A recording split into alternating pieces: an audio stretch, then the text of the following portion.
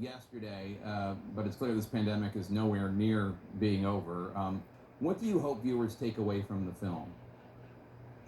Look, the film was really done as an examination of competence. How well did the federal government, the Trump administration, handle this? And for that reason, we focused very much on the early days at a time when things could have been very different. And I think, what I hope people take away from it is we have to listen to scientists, and also that they're willing to hold this administration to account for utterly failing us in a time of need. But it was a failure that was an unforced error. They had all the tools to be able to do it right and purposefully didn't. They didn't test, I believe, because they didn't want to know how many people were positive, which might make them look bad, but that's what allowed the disease to spread uncontrollably.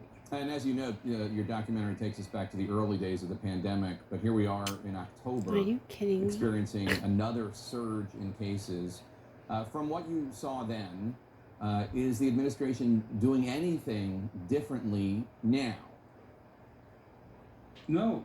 The administration has no national plan, has no sense or purpose of how to move forward. It's an embarrassment, really. We could be doing better. Over time, we've learned a lot about how to treat this disease. We have a drug, remdesivir, which does have an impact. We also know, if we get patients early, that, their survival rates can be much improved. So there's a lot we've learned, which is good, but we don't have any national plan for testing, for tracing. And even the issue of masks has become so deeply politicized in this administration that it continues to cause, incredible number of infections and deaths. Until recently, we were running at a rate of 1,000 people a day dying. Yeah, it's still about 700, and it looks like that might go up. What kind of response have you gotten from the Trump administration, if any? None.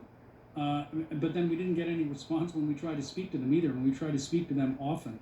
The one response we did get was from people inside organizations like the CDC, who really did want to speak to us, but were afraid of retaliation by the Trump administration, and also public health officials who wanted to tell us how badly things were run back in the day, but were afraid of saying anything lest the Trump administration retaliate against that state and possibly cause more deaths. All right, Alex Gibney, congratulations on the documentary, and thank you for being here today. Appreciate it. Thank you, Jake. President Trump called it the greatest political crime in the history of our country. It, of course, was He's not. the biggest crime. Now it looks as